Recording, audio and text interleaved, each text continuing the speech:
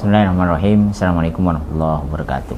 Waalaikumsalam warahmatullahi wabarakatuh. Alhamdulillah, salatu wassalamu ala rasulillah wa ala alihi wa sahbihi wa mawala. Asyhadu an la ilaha illallah wahdahu la syarikalah wa asyhadu anna Muhammadan abduhu wa rasuluh.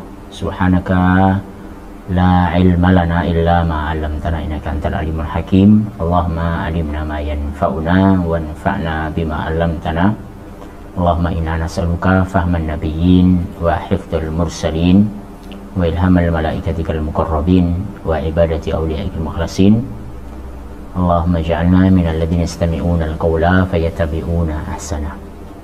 Para asatidz yang dirahmati Allah Subhanahu wa taala, terkhusus Abi Yasir, Ustaz Sony dan semua yang telah memfasilitasi pengurus dan Yayasan Iqropedia dan Masjid Al Mabrur. Mudah-mudahan kita diberkahi. Tentu ini langkah baik, langkah yang sudah on the track. Kalau mengamalkan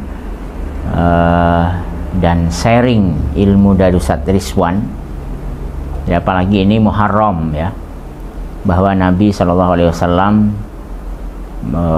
memulai startup peradaban ini dari masjid, ya.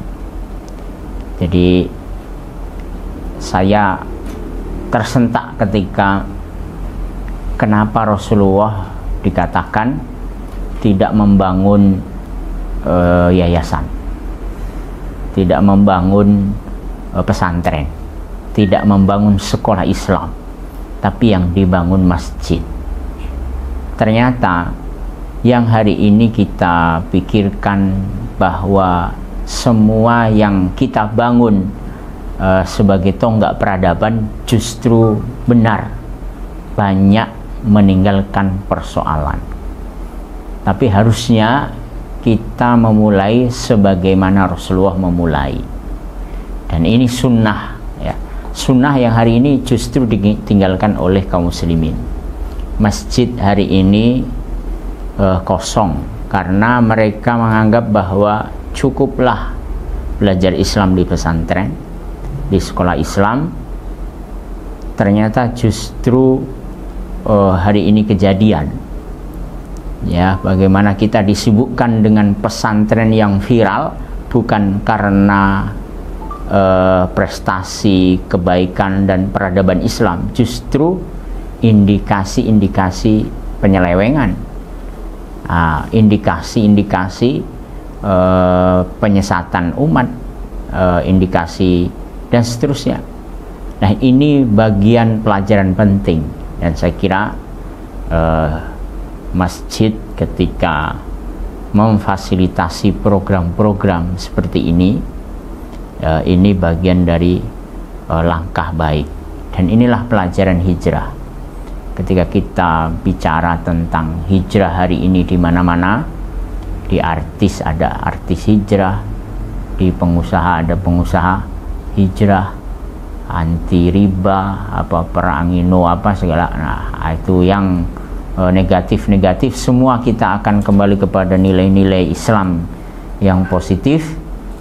Hijrah hari ini ya di masjid, karena masjid ini bicara tentang ekonomi, bicara tentang pendidikan, bicara tentang militer, bicara tentang semua peradaban dimulai dari sini. Harusnya Rasulullah kalau dalam kondisi genting seperti itu, terusir, dikejar-kejar, layaklah sebenarnya membangun tentara infanteri itu.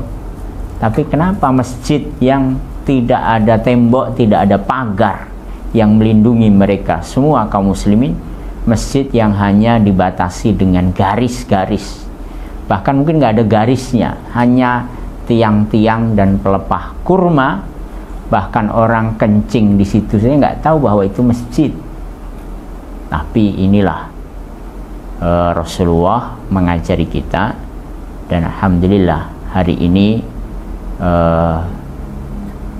kita semuanya bergerak, ya, mulai tersadar bahwa masjid ini memang harus memberikan kontribusi, memberikan program dan solusi.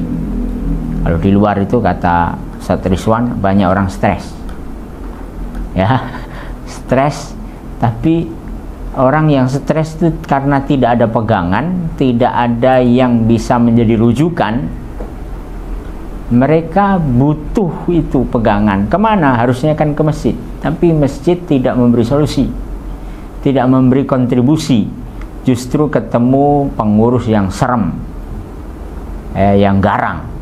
Baru main HP suruh pulang, baru tiduran. Kenapa tidur di masjid kalau mau pulang? Dan itu pengurus yang hari ini masjid-masjid dikunci. Terus yang stres kemana? Ke dugem. Terus kemana? Ke narkoba, pelacuran. Di luar sana banyak yang diusir oleh istrinya, ya. Mau ke masjid hanya sekedar numpang tidur, diusir oleh pengurusnya. Nah, cocoklah di depan masjid ada mbak-mbak suruh menawarkan tempat mampir. Nah, klop. Di luar sana banyak orang utang kemana? Ke pinjol, ke bank riba, karena kita ternyata tidak memfungsikan masjid sebagaimana kaidah yang seharusnya seperti Masjid Nabi yang berapa puluh ribu langsung digaji, mungkin masuk ke rekeningnya, dari marbotnya, yang urusan karpetnya, yang urusan lantainya, yang urusan galonnya, yang urusan mushafnya, yang urusan raknya, yang urusan softnya, yang urusan semua itu yang langsung. Kemudian imamnya yang fasilitasnya aja mungkin fasilitas negara, kerajaan, ya, dimuliakan seperti gubernur, imamnya. Belum lagi ustadz-ustadz yang perhalakohnya, nanti ada perkajiannya, ada madhab syafi'inya, hambalinya, yang hanafinya, semua. Belum yang agak luar, yang penginapannya, hotelnya, yang toko-tokonya, semua hidup. Lebih luar lagi ada maskapainya, ada pesawatnya, ada semuanya. Driver itu dihidupi oleh masjid. Ini saya kira ini sudah sangat strategis. Al-Mabrur. Nanti kontribusi yang harus lebih dibuat sebanyak mungkin. Saya kira itu, ya.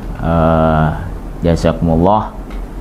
Mudah-mudahan kita semuanya diberikan balasan karena kita sudah memikirkan rumah-rumah Allah. Jadi kalau masjid ini dibangun, itu alasan utamanya karena satu-satunya bumi Allah yang akan ada sampai hari kiamat. Bangunan yang masih ada sampai hari kiamat adalah masjid. Karena masjid itu masajidallah, innama ya'muru masajidallah. Ini masjid milik Allah. Orang datang ke sini tidak membawa namanya. Ini masjid saya, enggak. Ini masjid Allah. Ini keramik saya, enggak. Ini keramik sudah diserahkan kepada Allah. Jadi kalau yayasan siapa? Pesantren siapa? Sekolah Islam, sekolah siapa? Mengandalkan itu semua. Lulus usia berapa pesantren? 19 tahun, padahal dia masih hidup sampai 60 tahun. Dari 19 tahun ke 60 tahun dia belajarnya di mana? Kalau dia tidak ke masjid, maka hilang semua yang pernah dia pelajari di pesantren itu. Maka inilah masjid satu-satunya yang harusnya menjadi solusi peradaban hari ini. Nah, ini sudah 10 menit saya kira. Ya. Ya. Saya kira ini cukup. Saya lihat juga di luar itu nanti semakin lama semakin medok. Jadi ya gak enak kalau sudah medok itu. Apanya? Mie-nya itu, Pak Haji. Aman lah. Itu juga apa namanya?